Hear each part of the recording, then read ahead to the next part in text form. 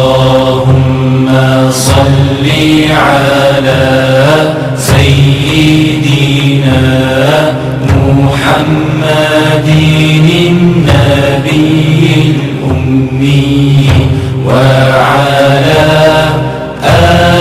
alihi wa sahbihi wa sallim.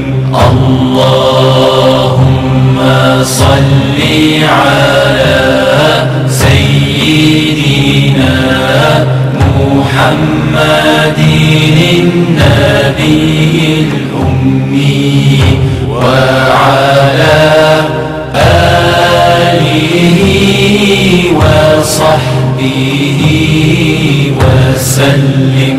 Allahumma salli ala sayyidina Muhammadin nabiyil ummi wa ala alihi wa sahbihi wa sallim. Assalamu alaikum wa rahmatullahi wa barakatuh. Alhamdulillahi rabbil alameen. Nahmaduhu wa nusalli ala rasulihil kareem, amma ba'd.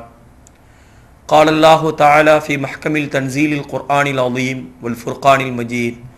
A'udhu billahi minash shaitanir rajim. Bismillahir rahmanir rahim. Wa 'ala Allahi falyatawakkalul mu'minun. கண்ணியத்திற்குரிய சகோதர சகோதரிகளே, இன்று நாம் பார்க்கக்கூடிய தலைப்பு என்னவென்றால் தவக்கல். இன்று உலக முஸ்லீம்களுக்கு மிகவும் தேவையான ஒன்று என்னவென்றால் தவக்கல் அலல்லாஹ், அல்லாஹ்வின் மீது தவக்கல் வைப்பது. சகோதரர்களே, இந்த தவக்கல் என்ற வார்த்தையை நம்முடைய சமுதாயத்திலே நிறையவே நாம் கேள்விப்பட்டிருப்போம். எல்லோரும் சாதாரணமாக சொல்வார்கள், அல்லாஹ்வின் மீது நான் தவக்கல் வைத்திருக்கின்றேன், அல்லாஹ்வின் மீது நான் தவக்கல் வைத்திருக்கின்றேன் என்று நம்முடைய சமுதாயத்திலே இருக்கக்கூடிய பல நபர் சொல்லக்கூடிய விஷயங்களை நாம் காதுகளிலே கேட்கின்றோம். ஆனால் உண்மையான முறையிலே நாம் தவக்கல் அல்லாஹ்வின் மீது வைத்திருக்கின்றோமா, அல்லது குறைந்தபட்சம் இந்த தவக்கலுக்கு என்ன அர்த்தம் என்பதையாவது நாம் விளங்கி இருக்கின்றோமா என்று பார்த்தோமேயானால் நிச்சயமாக இல்லை. தவக்கல் வைத்திருக்கின்றேன் என்றால் அல்லாஹ்வின் மீது நம்பிக்கை வைத்திருக்கின்றேன் என்று நாம் கூறுகின்றோம். அதேபோன்று ஈமான் கொள்கின்றேன் என்று கூறினால் அதுவும் அல்லாஹ்வின் மீது நம்பிக்கை வைத்திருக்கின்றேன் என்று நாம் கூறுகின்றோம்.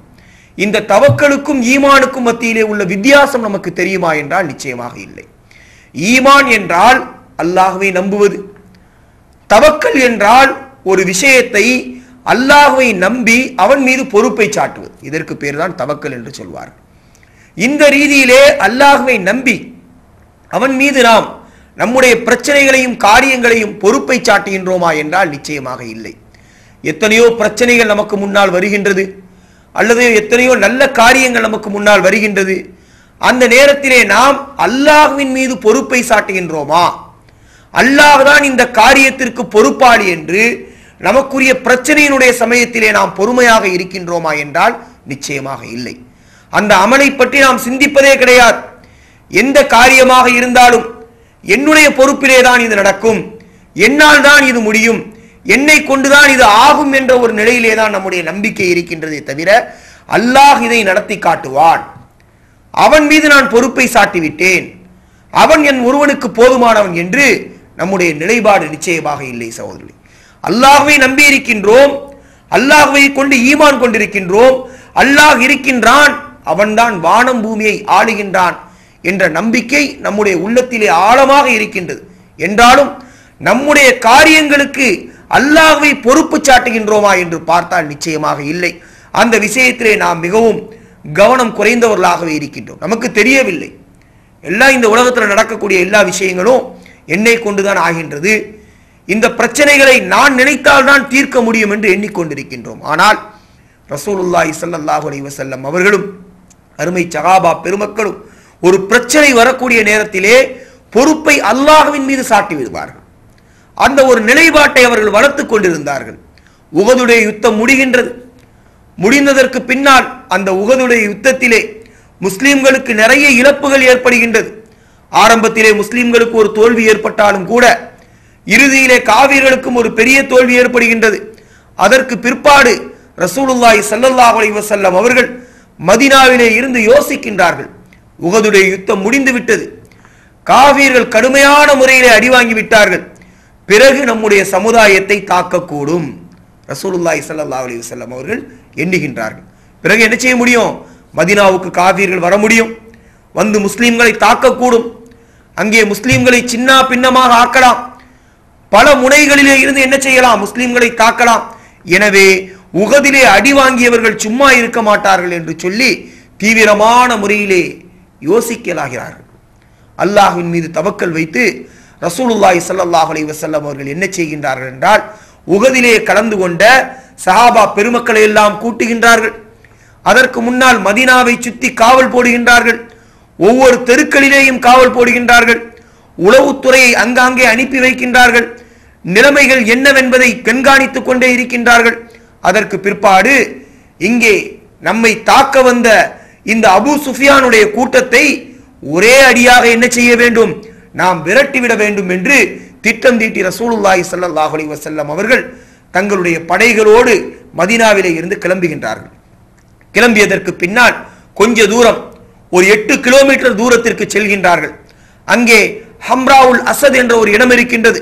அந்த இடத்திலே மஆபத் இப்னு அபூ மஆபத் என்று சொல்லக்கூடிய ஒரு மனிதர் ஒரு சில நல்ல விஷயங்களின் காரணத்தினால் ரசூலுல்லாஹி ஸல்லல்லாஹு அலைஹி வஸல்லம் அவருடைய கைகளினால் கலிமாவை மொழிகின்றார். அந்த மஆபத் இப்னு அபூ மஆபத் என்று சொல்லப்படக்கூடிய அந்த தோழரை அழைத்து பெருமானார் ஸல்லல்லாஹு அலைஹி வஸல்லம் அவர்கள் கேட்கின்றார்கள், எனக்கு நீங்கள் ஒரு உதவி செய்ய வேண்டும் என்று கேட்கின்றார்கள்.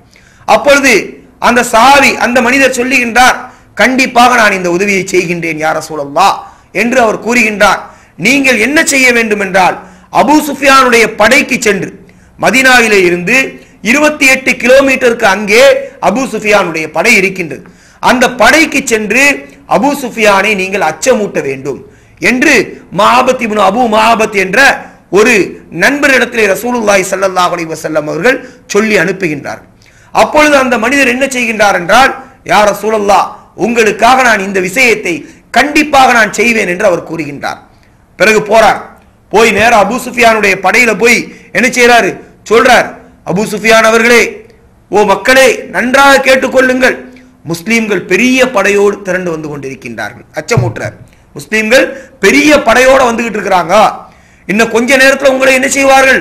அழித்து விடுவார்கள். உகதை விட கடுமையான படையை வைத்திருக்கின்றார்கள். நீங்க என்ன செய்யுங்க? இந்த இடத்தை விட்டு காலி பண்ணி ஓடி போயிருங்க. அப்படி இல்லைன்னா முஸ்லிம்களுடைய கைகளால் நீங்கள் மரணத்தை சந்திக்க வேண்டியது வரும் என்று மஆபத் இப்னு அபூ மஆபத் என்ன செய்யறாரு? அபூ சுஃபியானையும் அவரோடு கூட இருந்த படைகளையும் கடுமையான முறையில் என்ன செய்யறாரு? பயங்காற்றார். இதை எல்லாரும் கேட்டுக்கிட்டே இருக்காங்க. அபூ சுஃபியான் என்ன செய்யறாரு? அட முட்டாளே, உனக்கு ஒரு வேலை இல்லையா? எங்களுக்கு முகம்மதுடைய படையை எப்படி சந்திக்கணுங்கிறது எங்களுக்கு தெரியும் அப்படின்னு சொல்லி ஒரு தைரியம் சொல்லிடுறார். ஆனா கூட இருந்தவங்களாம் என்ன செய்யறாங்க அப்படின்னு சொல்லி சொன்னா பயப்படுறாங்க. உகதிலேயே பயங்கரமா நம்ம அடி வாங்கிட்டோம், முகம்மது வேற என்ன செய்யறாரு? பெரிய படையோடு வந்து கொண்டு இருக்கின்றார், திரும்ப இறங்கி அவர் அடிச்சாரு அப்படின்னு சொல்லி சொன்னாக்க நம்மளால தாங்க முடியாத அப்படின்னு சொல்லி அங்க உள்ளத்துல இருக்கக்கூடிய எல்லாருமே அப்படியே பயந்து போயிடுறாங்க. அபூ சுஃபியானுடைய படையோடு இருக்கக்கூடியவர்கள் திகிலடைந்து விடுகின்றார்கள், பலகீனமாகி விடுகின்றார்கள். போர் தேவைதானா என்ற ஒரு முடிவுக்கு அந்த இடத்திலே என்ன செய்கின்றார்கள்? வருகின்றார்கள். ஆனால் என்ன செய்யறாரு அபூ சுஃபியான்? இப்படிலாம் கிடையாது அப்படின்னு சொல்லி நல்ல முறையில் அவர்களை தேர்த்தி என்ன செய்யறாரு? நம்ம போராடணுங்கிற ஒரு போராட்ட குணத்தோடு அபூ சுஃபியான் அவர்களை தயார் செய்கின்றார். அதுக்கு பிற்பாடு அபூ சுஃபியான் ஒரு விஷயத்தை யோசிக்கின்றார். என்ன விஷயத்தை என்றால், இதே போன்று ஒரு நபரை தயார் செய்து, வியாபார கூட்டமாக வரக்கூடிய ஒரு சிலர் அங்க வர்றாங்க. வரும்பொழுது அங்க ஒரு நபரை தயார் செய்து, நீங்க என்ன செய்யுங்க? முகம்மதுடைய படை ஹம்ராவுல் அசத்ல இருக்குது, அங்க போய் நீங்க என்ன செய்யுங்க? முகம்மதுடைய படையை நீங்கள் பயம்புறுத்துங்கள். நாங்க பெரிய ஆயுதங்களோட வந்துகிட்டு இருக்கிறோம், பெரிய ஒரு கூட்டம் வந்துகிட்டு இருக்கிறோம், கொஞ்சத்துல நாங்க என்ன செஞ்சிருவோம்? உங்களை அப்படியே அழிச்சிருவாங்க அவங்க அப்படின்னு சொல்லி நீங்க யாரோ ஒரு நபர் மாதிரி நீங்க பயம்புறுத்துங்க அப்படின்னு சொல்லி அபூ சுஃபியான் அதே வேலையை செய்கின்றார். ரசூலுல்லாஹி ஸல்லல்லாஹு அலைஹி வஸல்லம் அவர்கள் மஆபத் இப்னு அபூ மஆபத்தை அனுப்பி எந்த ஒரு வேலையை கொடுத்தார்களோ அதே வேலையை என்ன செய்யறாரு? அபூ சுஃபியான் கொடுக்கிறார். கொடுத்ததற்கு பின்னாடி நேரா இந்த மனிதர் போறாங்க. இந்த கூட்டம் என்ன செய்யுது? வியாபார கூட்டம் போகுது. முஸ்லீம்கள் அங்கிருந்து வந்து கொண்டிருக்கின்றார்கள். அந்த நேரத்தில் அவர்கள் சொல்லுகிறார்கள், அது அல்லாஹ் தஆலா குர்ஆன்ல சொல்லும்போது சொல்றான் என்ன, அல்லதீன கால லஹுமுன் நாசு, ஜனங்கள் அவர்களிடம் சொன்னார்கள். யார்ட்ட? முஸ்லீம்களிடம் சொன்னார்கள். இன்னன் நாஸ கத் ஜமஉ, ஒரு பெரிய கூட்டம் இணைஞ்சிருச்சு, உங்களை தாக்குவதற்காக ஒன்று கூடி விட்டது என்று ஜனங்கள் அபூ சுஃபியான் யார்ட்ட சொல்லி விட்டாரோ அந்த மக்கள் என்ன செய்தார்கள்? முஸ்லீம்களிடம் சொன்னார்கள். அப்படிங்கிறது அல்லாஹ் என்ன செய்யறான்? சொல்றான். அப்ப இந்த மாதிரி ஒரு கூட்டம் தாக்க வருதுங்கிறத சொன்னதற்கு பிற்பாடு அடுத்தது அல்லாஹ் தஆலா என்ன சொல்றான்னா, அந்த மக்களை பார்த்து அந்த மனிதர் வந்தவர் சொல்றாரு, ஃபக்ஷௌஹும், நீங்கள் அவர்களை பயந்து கொள்ளுங்கள். யார? அபூ சுஃபியானையும் அவருடைய படையையும் நீங்கள் பயந்து கொள்ளுங்கள் என்று அச்சமூட்டும் பொழுது அல்லாஹ் தஆலா முஃமின்களுடைய மனநிலை எப்படி இருந்தது என்பதை சொல்லும் போது ஃபஸாதத்துஹும் ஈமானா, அவர்களுடைய ஈமான் அதிகப்பட்டது என்று அல்லாஹ் கூறுகின்றார். கண்ணியத்திற்குரிய சகோதரர்களே, உஹதுடைய யுத்தம் முடிகின்றது. பயங்கரமான ஒரு தோல்வி, பயங்கர ஒரு லாஸ், ஒரு வெற்றியும் கிடைச்சது, பயங்கரமான ஒரு லாஸ், திகிலடைந்த ஒரு நிலை. ரசூலுல்லாஹி ஸல்லல்லாஹு அலைஹி வஸல்லம் அவர்கள் நம்முடைய இந்த சின்ன கூட்டத்திற்கு என்ன ஆகுமோ ஏது ஆகுமோன்னு பயந்துட்டு இருக்கிறாங்க. இந்த கூட்டத்தை வச்சுதான் என்ன செய்யணும்? உலகம் முழுவதும் இஸ்லாத்தை பரப்ப வேண்டும். திரும்ப மதீனால வந்து அடிச்சிட்டான் அப்படின்னு சொன்னா நம்மளால ஒண்ணும் இல்லாம ஆகி போயிருவோம். இந்த மாதிரி சூழ்நிலையில சஹாபாக்களும் ரசூலுல்லாஹி ஸல்லல்லாஹு அலைஹி வஸல்லம் அவர்களும் ஆலோசித்துக் கொண்டு இருக்கும் பொழுது அங்கே என்ன நடக்கின்றது என்றால், அல்லாஹ் கூறுகின்றான், இவர்கள் பயம் காட்டுகின்றார்களே அந்த நேரத்திலே ஃபஸாதத்துஹும் ஈமானா, அவர்களுடைய ஈமான் அதிகப்பட்டது என்று அல்லாஹ் கூறுகின்றான். கண்ணியத்திற்குரிய சகோதரர்களே, இங்க நாம நினைக்க வேண்டிய விஷயம் என்ன, நம்ம யோசிக்க வேண்டிய விஷயம் என்னன்னா, முஹம்மது ஸல்லல்லாஹு அலைஹி வஸல்லம் அவர்கள் மஆபத் இப்னு அபூ மஆபத்தை அனுப்புகின்றார்கள். அனுப்பி அபூ சுஃபியானை போய் நீங்க இப்படி பயம்புறுத்துங்கன்னு சொல்றாங்க. அபூ சுஃபியானை மஆபத் இப்னு அபூ மஆபத் அனுப்பி பயம்புறுத்தும் பொழுது, சொல்லி பயங்காட்டும் பொழுது அங்கு இருக்கக்கூடிய எல்லாருமே என்ன செய்யறாங்க? திகில் அடைந்து விடுகின்றார்கள், பயந்து விடுகின்றார்கள். இது நம்மளுக்கு தேவையா அப்படின்னு சொல்லி குஃபார்களுடைய படை எண்ணுகின்றது. ஆனால் ரசூலுல்லாஹி ஸல்லல்லாஹு அலைஹி வஸல்லம் அவர்களை பயம்புறுத்துவதற்கு அபூ சுஃபியான் ஒரு படையை அனுப்பி என்ன செய்யறாரு? ஃபக்ஷௌஹும், அவர்களை நீங்கள் பயந்து கொள்ளுங்கள். யார? அபூ சுஃபியானையும் அவருடைய கூட்டத்தையும் நீங்கள் பயந்து கொள்ளுங்கள் என்று சொல்லும் பொழுது அங்கே என்ன ஏற்படுகின்றது? ஃபஸாதத்துஹும் ஈமானா, அவருடைய ஈமான் அதிகப்பட்டது என்று அல்லாஹ் கூறுகின்றார். என்ன காரணம்? சஹாபாக்களை பயன்படுத்தும் போது அவருடைய ஈமான் அதிகப்படுவதற்கு என்ன காரணம்? அவர்களை பயம்புறுத்தும் பொழுது அவர்கள் பயந்ததற்கு என்ன காரணம்? அவர்களுக்கு அல்லாஹ்வின் மீது தவக்கல் இல்லை, அல்லாஹ்வின் மீது பொறுப்பு சாட்ட வேண்டும் என்ற ஒரு எண்ணம் சார்ந்த அமல் அவர்களிடத்திலே இல்லை. முஸ்லிம்களிடம் எப்படி இருந்தது என்றால், அல்லாஹ் போதுமானவன், அல்லாஹ் எங்களுடைய காரியங்களுக்கு போதுமானவன், ஹஸ்புனல்லாஹு வ நிஅமல் வக்கீல், நிச்சயமாக அல்லாஹ் தஆலா போதுமானவன், அவனே நல்ல பொறுப்பாளி என்று முஸ்லிம்கள் சொன்னார்கள். அவனை பொறுப்பாளியாக எடுத்துக்கொண்டார்கள். ஆனால் காவீர்கள் என்ன செய்தார்கள்? அல்லாஹ்வுடைய பயம் இல்லாத காரணத்தினால், ஆயுதங்களை நம்பிய காரணத்தினால், படைபலத்தையும் பணபலத்தையும் நம்பிய காரணத்தினால், தன்னோடு இருக்கக்கூடிய தலைவர்களை மட்டும் நம்பிய காரணத்தினால் அவர்கள் பயந்தார்கள். ஆக தவக்கல் என்பது சஹாபா பெருமக்களிடமிருந்து வருகின்றதே, அதுதான் தவக்கல். எனவேதான் அல்லாஹு தஆலா என்ன செய்கின்றான்? குர்ஆனிலே கூறுகின்றான், வகாலு, அவர்கள் சொன்னார்கள், ஹஸ்புனல்லாஹ், அல்லாஹ் எங்களுக்கு போதுமானவன், ஹஸ்புனல்லாஹு வ நிஅமல் வக்கீல், அவனே யாரு? எங்களுக்கு நல்ல பொறுப்பாளி என்று என்ன செய்தார்கள்?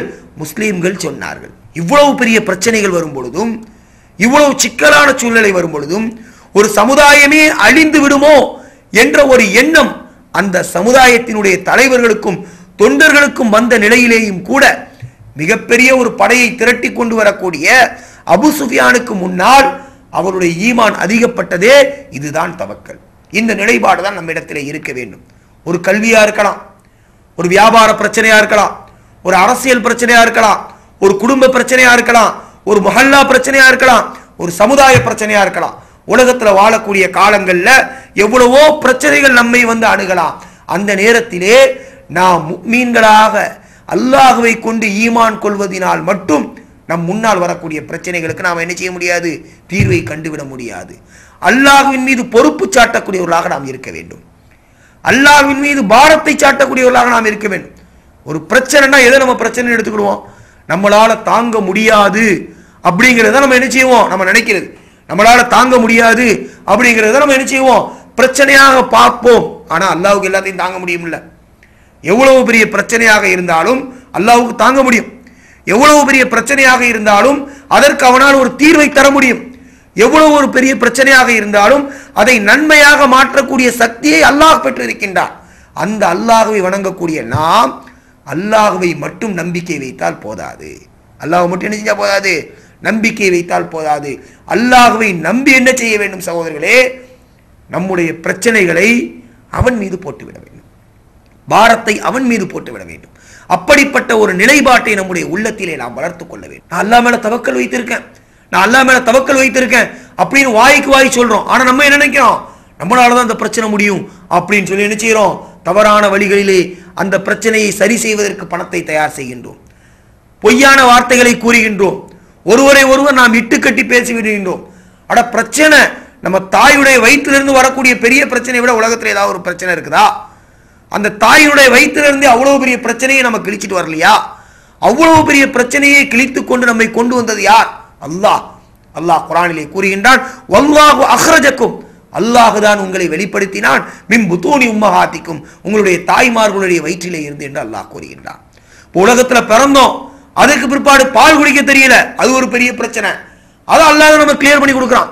இப்படி உலகத்திலே நாம் சந்திக்கக்கூடிய எவ்வளவு பெரிய பிரச்சனையாக இருந்தாலும் சரி, அந்த பிரச்சனை நம்முடைய பார்வைகளுக்கு பெரிய பிரச்சனையாக தெரியலாம். ஆனால் நாம் அல்லாஹ்வின் மீது பாரம் சாட்டக்கூடியவர்களாக இருந்தால், அல்லாஹ்வை நம்பி யா அல்லாஹ் இப்பிரச்சனைகளுக்கு நீதான் போதுமானவன் என்ற ஒரு எண்ணத்திலே சகோதரர்களை நாம் வாழ்ந்தோமே ஆனால் அந்த பிரச்சனையெல்லாம் அல்லாஹ் கிளியர் பண்ணிடுவான். மருத்துவ மாணவர் நாளைக்கு எக்ஸாம் எழுத போறார், என்ன செய்யறாரு, ஐயோ எக்ஸாம் எழுதணுமே அப்படின்னு சொல்லி தான் படிக்கணும், நல்லா படிக்கிறார், அல்லாஹ்வின் மீது பாரத்தை சாட்டுகின்றார், அல்லாஹ் தஆலா அவருக்கு உதவி செய்ய போதுமானவன். ஒரு புது கடை ஆரம்பிக்கிறார், ஐயோ ஆரம்பிச்சிட்டோமே, வியாபாரம் பண்ணணுமே, அதற்குண்டான எல்லா முயற்சிகளையும் செய்கின்றார், அல்லாஹ்கிட்ட துஆ செய்யறாரு, யா அல்லாஹ் அப்படின்னு சொல்லி என்ன செய்யறாரு, அவன் மேல பாரத்தை போடுறார், வியாபாரம் நல்லா நடக்கும், மருத்துவமானவர் நல்ல எழுதுவார். இன்னும் என்ன பிரச்சனைகள் இருந்தாலும் சகோதரர்களே, அந்த பிரச்சனைகளுக்கு சரியான தீர்வு என்னவென்றால் அல்லாஹ்வின் மீது பாரத்தை போடுவதற்கு நாம் கற்றுக்கொள்ள வேண்டும். அல்லாஹ்வின் மீது பாரத்தை சாட்டுவதற்கு நாம் கற்றுக்கொள்ள வேண்டும்.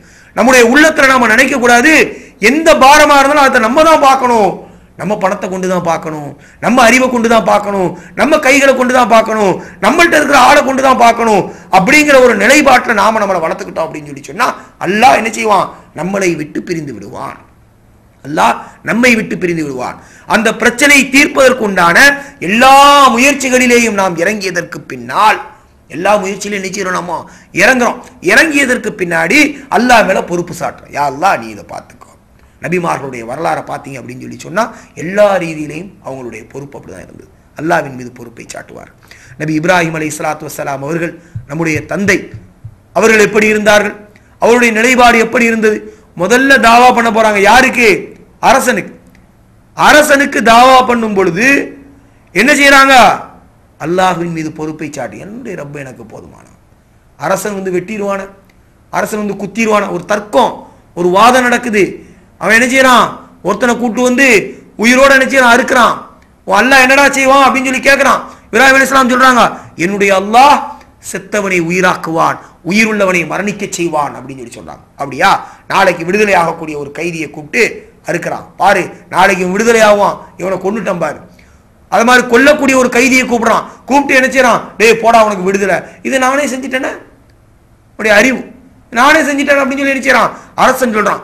அந்த அளவுக்கு திமிரு பிடித்த நம்ரூதுக்கு முன்னால் இருந்து என்ன செய்கின்றார்கள், இவர்கள் தாவா செய்கின்றார்கள், இவர்கள் வாதம் செய்கின்றார்கள், இவர்கள் இஸ்லாத்தை எடுத்து வைக்கின்றார்கள். அந்த நேரத்தில் இந்த அரசன் என்னனாலும் இவங்களை பண்ணலாம். அந்த நேரத்தில் இப்ராஹிம் அலைஹிஸ்ஸலாத்து வஸ்ஸலாம் அவர்கள் யார் மீது தவக்கல் வைத்தார்கள் என்றால் அல்லாஹ்வின் மீது தவக்கல் வைத்தார்கள். அல்லாஹ்வின் மீது என்ன செய்தாங்க, தவக்கல், பொறுப்பு சாட்டினார்கள். இவன் என்னனாலும் செய்யலாம், ஆனா நான் என்ன செய்வேன், என்ன படைத்த ரப்புவின் மீது தவக்கல் வைப்பேன் என்று இருந்தார்கள். பிறகு சிலைகளை உடைக்கிறாங்க, உடைக்கும் போது யார் மேல தவக்கல் வைத்தாங்க, என்ன ஒரு மூக்குல ஒரு ஈ இருந்தா அதை கூட விரட்டுவதற்கு சக்தி இல்லாத இந்த சிலைகளையா நீங்கள் வணங்குகின்றீர்கள் என்று உடைச்சாங்க. உடைக்கும் போது என்ன செஞ்சாங்க, அல்லாஹ்வின் மீது தவக்கல் வைத்தார்கள். ஒரு அரசாங்கம், ஒரு கவர்மெண்ட் ஏற்படுத்தி இருக்கக்கூடிய ஒரு சிலைகள், ஒரு கோவில், அவருடைய முட்டாள்தனம் அது. அந்த முட்டாள்தனத்துக்கு அறிவார்ந்த விளக்கங்களை கொடுக்க வேண்டும் என்ற காரணத்தினால் உடைத்தார்கள். உடைத்து விட்டு என்ன செய்தார்கள்? அல்லாஹ்வின் மீது தவக்கல் வைக்கின்றேன் என்று சொன்னார். இது எல்லாம் முடிந்ததற்கு பிற்பாடு ஹலரத் இப்ராஹிம் அலைஹிஸ்ஸலாத்து வஸ்ஸலாம் அவர்கள் நெருப்பிலே தூக்கி வீசுவதற்காக மிகப்பெரிய நெருப்பு குண்டத்தை நம்ரூத் தயார் செய்கின்றான். பெரிய நெருப்பு குண்டம் எரிச்சு நபியை சாம்பலாக்குவதற்கு உண்டான எல்லா வேலைகளும் அங்க நடக்குது. நெருப்பு மூட்டப்படுது, கதகதன் எரிஞ்சுக்கிட்டே இருக்குது. அந்த இளைஞர் அழைத்து வரப்படுகின்றார். அவரை கூப்பிட்டு நெருப்புல போடுறதுக்காக என்ன செய்றாங்க? எல்லா வேலைகளும் தயாராகுது. வந்து இளைஞர் நிற்கிறார். நிற்கும் போது அல்லாஹு தஆலா ஒரு மலக்கு அனுப்புறான். போய் என்னுடைய கலீல் என்ன செய்யப்படாரு? நெருப்பு கூண்டத்திலே தூக்கி போடப்படுகின்றார். அவரை கொஞ்ச நேரத்தில் அணிஞ்சிருவாங்க, போட்டுருவாங்க. நீ என்ன செய்யுங்க மலக்கே, அவங்களுக்கு போய் ஏதாவது உதவி வேணுமான்னு சொல்லி கேட்டுவாங்க அப்படின்னு சொல்லி அல்லாஹு தஆலா மலக்கை அனுப்புகின்றார். இப்ராஹிம் அலைஹிஸ்ஸலாத்து வஸ்ஸலாம் அவரிடத்திலே வந்து அந்த மலக்கு கேட்கின்றார்கள், இந்த மாதிரி உங்களுக்கு ஏதாவது ஹெல்ப் பண்ணணுமா? முன்னாடி கதகதன்னு எரிஞ்சுக்கிட்டு இருக்குது. தீ கங்குகங்கா பறக்குது. ஊத்தி எரிச்சுக்கிட்டே இருக்கிறானுங்க. பெரிய தீ குண்டம். மேல காக்கா குருவி போனா கூட என்ன செஞ்சிடும்? இந்த வக்கையின் காரணத்தினால் கீழே விழுந்துரும் போல. அந்த அளவுக்கு கதகதன்னு எரிஞ்சுக்கிட்டே இருக்கும் பொழுது இந்த மலக்கு வந்து கேட்கிற, நான் ஏதாவது உதவி செய்யணுமா? இந்த மலக்கிட்ட இப்ராஹிம் அலைஹிஸ்ஸலாம் கேட்டிருக்கலாம், இப்போ என்னை அப்படியே தூக்கி கொண்டு போய் இந்த பலஸ்தீனுக்கு அங்கே கொண்டு போய் விட்டுரு அப்படின்னு சொல்லி கேட்டிருக்கலாம். கேட்டாங்களா? இல்லை. ஹஸ்புன் அல்லாஹ், அல்லாஹ் எனக்கு போதுமானவன். அல்லாஹ் எனக்கு ஒரு கட்டளை இட்டான், மக்களை நீ நன்மையின் பக்கம் அழைக்கணும்னு சொன்னா அவர்களுடைய மூட பழக்கத்தை ஒன்றுமில்லாமல் ஆக்க வேண்டும் என்று அல்லாஹ் எனக்கு கட்டளை இட்டான். அதை நான் செய்தேன். அதன் காரணத்தினால் நம்ரூதுடைய நெருப்பு குண்டத்திற்கு முன்னால் நிறுத்தி வைக்கப்பட்டிருக்கின்றேன். எனக்கு உதவி செய்வதற்கு அவன் போதுமானவன். அவன் மேலதான் நான் தவக்கல் வைக்கணும். இந்த உலகத்துல வேற யாரு மேலே நான் தவக்கல் வைக்கணும் அவசியம் கிடையாதுன்னு ஒரு மலக்கு வந்து சொன்னதுக்கு கூட என்ன செய்யறாங்க? பதில் சொல்றாங்க. நம்ம ஒரு மனுஷன் வந்து சொன்னாலே பார்த்து ஏதாவது ஹெல்ப் பண்ணுங்களா பாய், என்னால் முடியலையே அப்படின்னு சொல்லி மனிதர்களின் பக்கம் தேவையாக கூடிய தவக்கல் தான் நம்மிடத்திலே இருக்கின்றது. ஆனால் இப்ராஹிம் அலைஹிஸ்ஸலாம் யார் மேல பொறுப்பு சாட்டினாங்க? அல்லாஹ் அனுப்பிய மலக்கே வந்து கேட்கும் பொழுது கூட அல்லாஹ்வின் மீது பொறுப்பை சாட்டினார்கள். நீங்க யார் என்னை காப்பாற்றணும் அவசியம் கிடையாது. என்னை படைத்த ரப்பு எப்படி என்னை காப்பாற்றணும் அவன் விருப்பப்படுறானோ அப்படியே அவன் காப்பாற்றுவான் என்று அல்லாஹ்வின் மீது முழுமையான நம்பிக்கை வைத்தார். அதற்கு பின்னால் ஹலரத் இப்ராஹிம் அலைஹிஸ்ஸலாத்து வஸ்ஸலாம் நம்ரூதுடைய நெருப்பிலே தூக்கி வீசப்படுகின்றார்கள். நெருப்புல போய் விடுறாங்க. நெருப்பு அப்படி எரிஞ்சுக்கிட்டு இருக்குது. யாராக இருந்தாலும் அந்த நெருப்பு பட்டால் பஸ்பமாகி விடுவார்கள். அந்த அளவிற்கு மூட்டப்பட்ட நெருப்பு. இப்ராஹிம் அலைஹிஸ்ஸலாத்து வஸ்ஸலாம் அவர்கள் என்ன செய்தார்கள்? நெருப்பிலே தூக்கி வீசப்படும் பொழுது மலக்கு திரும்பிடுறாங்க. அல்லாஹ் கட்டளை இடுகிறான். என்ன கட்டளை இடுறான்? குல், அல்லாஹ் குர்ஆன்ல சொல்றான், யா நாரு, ஓ நெருப்பே, கூனி பர்தன் வ சலாமன் அலா இப்ராஹிம். கூனி பர்தன் சலாமன் அலா இப்ராஹிம். நீ பருதாக குளிராக ஆகிவிடு, சலாமத்தாக ஆகிவிடு என்னுடைய தோழர் இப்ராஹிமின் மீது என்று அல்லாஹ் தஆலா சொல்றான். நெருப்புக்கு எரிக்கக்கூடிய சக்தியை கொடுத்த அல்லாஹ் இந்த இடத்திலே நெருப்புக்கு கட்டளை இடுகின்றான், நீ குளிர வேண்டும் என்று அல்லாஹ் கட்டளை இடுகின்றான். கண்ணியத்திற்குரிய சகோதரர்களே, இயற்கை தன்மையை அல்லாஹ் மாற்றுகின்றான். இந்த மாற்றம் எதன் மூலம் வந்தது என்றால் அல்லாஹ்வின் மீது தவக்கல் வைத்ததன் மூலம் வந்தது. எவ்வளவு பெரிய பிரச்சனை! அல்லாஹ் சொன்ன கட்டளை, அதை அவர்கள் நிறைவேற்றுகின்றார்கள். அதை நிறைவேற்றியதற்கு பின்னால் இப்ராஹிம் அலைஹிஸ்ஸலாத்து வஸ்ஸலாம் அவர்கள் இவ்வளவு பெரிய தண்டனைக்கு முன்னால் நிறுத்தப்படும் பொழுது மலக்குகளுடைய உதவி அவங்க கேட்கல. அல்லாஹ் போதுமானவன் என்ற ஒரு வார்த்தை அந்த இடத்திலே சொல்லுகின்றார்கள். அல்லாஹ் என்ன செய்யறான்? யா நாரு, ஓ நெருப்பே, கூனி நீ ஆகிவிடு பர்தன் சலாமன் அலா இப்ராஹிம். இப்ராஹிமின் மீது சலாமத்தாகவும் குளிராகவும் நீ ஆகிவிடு என்று அல்லாஹ் நெருப்புக்கு கட்டளை இடுகின்றான். நெருப்பு குளிராக மாறுகின்றது. எல்லாரும் எதிர்பார்த்துட்டு இருக்காங்க. யார? இப்ராஹிம் அலைஹிஸ்ஸலாத்து வஸ்ஸலாம். கறிக்கட்டையாயிருவார் இப்ராஹிம். இதோட முடிஞ்சு போச்சு, நம்ம தொல்லை முடிஞ்சு போச்சு. இனிமேல் நம்ம தெய்வங்களை நாம என்ன செய்யலாம்? ஃப்ரீயா வணங்கலாம் அப்படின்னு சொல்லி இப்ராஹிம் அலைஹிஸ்ஸலாத்து வஸ்ஸலாம் அவருடைய கறிக்கட்டையை தேடுவதற்காக அந்த மக்கள் என்ன செய்யறாங்க? காத்து கொண்டு இருக்கும் பொழுது இப்ராஹிம் அலைஹிஸ்ஸலாத்து வஸ்ஸலாம் அவர்கள் அல்லாஹ்வை தக்பீர் செய்தவர்களாக அந்த கருத்த நெருப்பு குண்டத்திற்குள் இருந்து வெளியிலே வருகின்றார்கள் என்றால் இதற்கு காரணம் என்ன? தக்வா. இதற்கு காரணம் என்ன? தவக்கல்து அலல்லாஹ். அல்லாஹ்வின் மீது தவக்கல் வைப்பது இருக்கின்றதே, அல்லாஹ்வின் மீது பொறுப்பு சாட்டுவது இருக்கின்றதே, அது அங்கே உதவி செய்கின்றது. சகோதரர், எவ்வளவு பெரிய இயற்கை விஷயங்களையும் மாற்றிவிடும். உலகத்தில் பார்க்கிறோம், முஸ்லீம்களுக்கு எவ்வளவு பெரிய பிரச்சனைகள். முஸ்லீம்கள் என்ன செய்கின்றார்கள்? எதன் மீது நம்பிக்கை வைத்திருக்கின்றார்கள்? ஷைத்தானிய சக்திகளின் மீது நம்பிக்கை வைத்திருக்கின்றார்கள். அப்படி இல்லை என்றால் தன்னை நம்புகின்றார்கள். அப்படி இல்லை என்றால் வேறு ஏதாவது ஒன்றை நம்பி பிழப்பை நடத்திக் கொண்டிருக்கின்றார்கள். ஆனால் இவை அனைத்திற்கும் சரியான தீர்வு என்னவென்றால் அல்லாஹ்வை நம்பி நல்ல முறையிலே முயற்சி செய்து அவன் மீது நாம் பொறுப்பை சாட்டுவது இருக்கின்றதே சகோதரர்களே, எவ்வளவு பெரிய சக்தியாக இருந்தாலும் சரி, நெருப்பு என்ற இயற்கைக்கு சுடுவது என்பதுதான். ஆனால் அந்த இயற்கைக்கு மாற்றமாக குளிர்வது என்று அல்லாஹ் மாற்றினான் அல்லவா, அதே போன்று இவ்வுலகத்தினுடைய தீய சக்திகளின் இயற்கை குணத்தை அல்லாஹ் மாற்றி முஸ்லிம்களுக்கு சாதகமாக ஆக்கி விடுவான். ஒன்று அல்லாஹ்வை நம்ப வேண்டும், இரண்டாவதாக முயற்சி செய்ய வேண்டும், மூன்றாவதாக அல்லாஹ்வின் மீது பொறுப்பு சாட்ட வேண்டும். இந்த ஒரு குணங்கள் முஸ்லிம்களுக்கு வேண்டும். சின்ன விஷயமா இருக்கட்டும், ஒரு திருமண விஷயமா இருக்கட்டும், நம்ம பிள்ளைக்கு நாளைக்கு திருமணம் முடிய போகுது அந்த விஷயமா இருக்கட்டும், நம்ம குழந்தைக்கு நாளைக்கு எக்ஸாம் இருக்குது அந்த விஷயமா இருக்கட்டும், அல்லது நம்மளுடைய வீட்டில் நாளைக்கு ஒரு பெரிய வேலை இருக்குது, ஒரு கடை ஓபன் பண்ண போறோம் அந்த விஷயமா இருக்கட்டும், முகல்லால பெரிய பிரச்சனை, சமுதாயத்தில் பெரிய பிரச்சனை, இது எல்லாத்திலையுமே முஸ்லீம்கள் அல்லாஹ்வை நம்ப வேண்டும், முஸ்லீம்கள் முயற்சி செய்ய வேண்டும், முஸ்லீம்கள் வேலை செய்ய வேண்டும், முஸ்லீம்கள் அல்லாஹ்வின் மீது பொறுப்பை சாட்ட வேண்டும். இப்படிப்பட்ட ஒரு நிலைப்பாட்டிலே சகோதர சகோதரிகளே என்று நாம் இருப்போமோ அன்று அல்லாஹு தஆலா வெற்றியை நமக்கு கொடுப்பான். அல்லாஹ் மேல பொறுப்பே சாட்டல. எப்படிங்க, ஒரு ஓனர் இருக்கிறாரு, வேலை செய்யறவரு போய் கேட்கவே இல்லை, ஓனர் எனக்கு இவ்வளவு காசு கொடுக்கணும் இல்லை, அவர் கொடுப்பாரா? கொடுக்கணும் என்ன அவசியம் இருக்குது? ஆனா அல்லாஹு தஆலா நம்ம கேட்காமலே எவ்வளவு கொடுத்துட்டு இருக்கான், நம்ம அவன் மேல பாரம் சாட்டாமலே எவ்வளவு நமக்கு உதவி செய்யறான். இப்ப சகோதரர்களே, நாம் அல்லாஹ்வின் மீது பாரத்தை சாட்டி நாம் பழக வேண்டும். யா அல்லாஹ் நீதான், யா அல்லாஹ் நீதான், யா அல்லாஹ் நீதான், நீதான் செய்யணும், நீதான் செய்யணும் அப்படின்னு சொல்லி சொல்லி சொல்லி சொல்லி சொல்லி பாரத்தை அல்லாஹ்வின் மீது நாம் சாட்டி பழக வேண்டும்.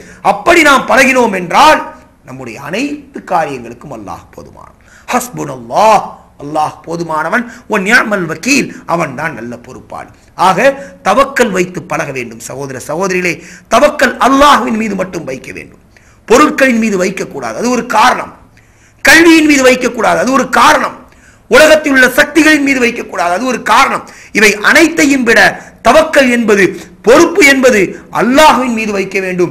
அப்படிப்பட்ட ஒரு பயிற்சியை நமக்கு நாம் சின்ன விஷயங்கள் முதல் பெரிய விஷயங்கள் வரை கொடுத்து கொண்டே இருக்க வேண்டும்.